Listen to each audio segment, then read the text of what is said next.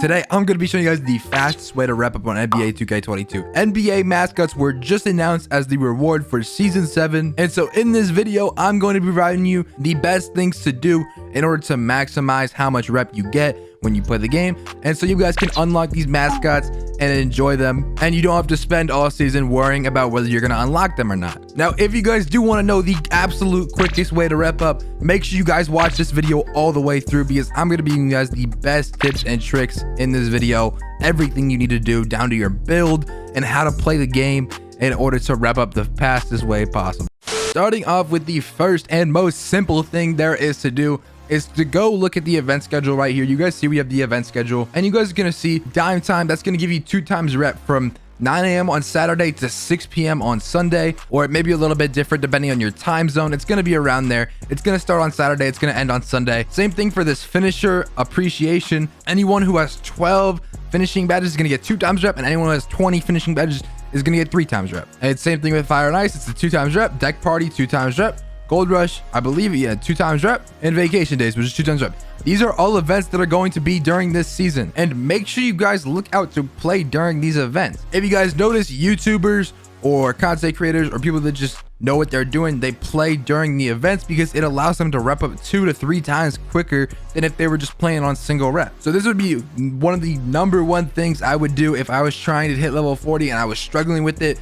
This would definitely be one of the major things I would do. Now, the next way to get rep much faster is you're gonna want to go over to quests right here, and you're gonna find quests that will give you XP coins right here. You can see there's an XP coin right here, and you can see play and win different neighborhood games to get an XP coin. If you do that, you get the XP coin. There's a bunch of different quests you can do, and there's even some methods just to like get like unlimited coins. I'm not gonna show you any in this video, but I'm sure there's other videos out there showing you how to get unlimited coins. But those are going to be some of the main ways that you're going to get double XP, and it's just going to help that process of grinding to level 40 go so much faster.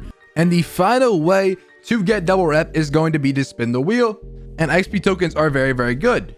Now, some events, like I showed you guys earlier, stack with double XP tokens, and they can really help out. If you guys aren't sure, go ahead and test it. But you guys can see I got a half-hour double XP coin for hitting the black bar. I didn't get bonus, I was really close, but that is just one very simple and easy way to get XP tokens. There's a bunch of different things you could do to get XP tokens, but those would be the main things I would do, as well as see if they stack with the double rep events. They don't work on all events. However, there is an occasional event that will allow you to use double XP coins with the double rep, and it will stack, so you get 4 times rep. But like I said, it's different for certain events than it is for others. Sometimes it works, sometimes it doesn't. So if you're not quite sure, make sure to test it out before popping all of your XP coins. All right, so moving on to one of the next most important things that you absolutely need to do is to make sure you have the right build. Now, there is a couple different builds I would recommend. Now, for centers, you are going to want something that has a lot of blue and has a high driving dunk. I would recommend at least having an 85 driving dunk. If you can, I would definitely recommend having a high standing dunk as well.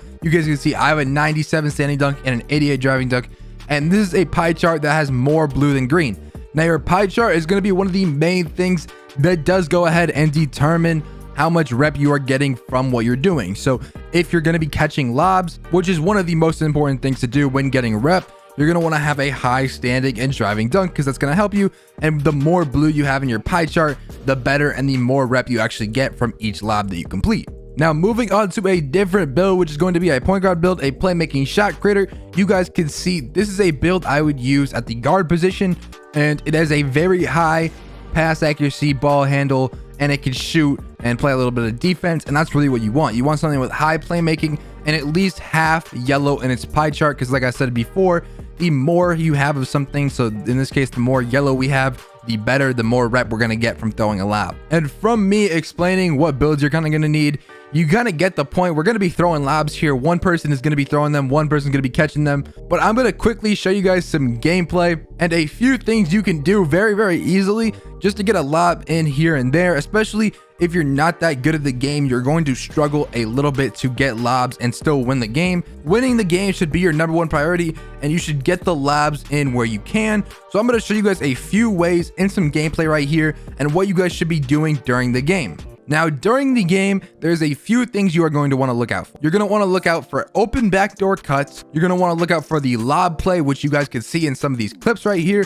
Basically, on the inbound, the playmaker is going to come behind the person inbounding the ball, behind the defender who's on the person inbounding the ball, and they're going to block him off, and the person that is going to catch the lob is going to wrap around and catch the lob. It's very, very simple. And finally, you are going to want to pay attention to see if there's any standing open lobs. Standing open lobs are some of the easiest lobs to get, and they're definitely some of the main things I do when I'm trying to get XP and move my level up. Now, you want to try to aim for at least 6 lobs in a game. 6 lobs is going to be a good point. It's going to basically be where you max out on rep for that game, and you're going to want to try to aim from 8 to 11k a game.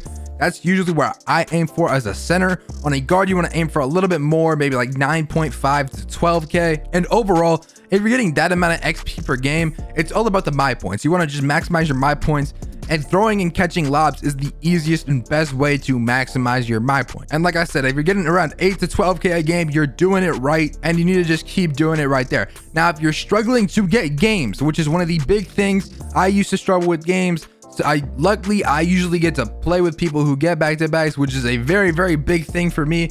It really, really helps me out. But if you guys are struggling for games, you guys can always head to 3v3 Pro Am and just play matchmaking 3s. It's very, very simple.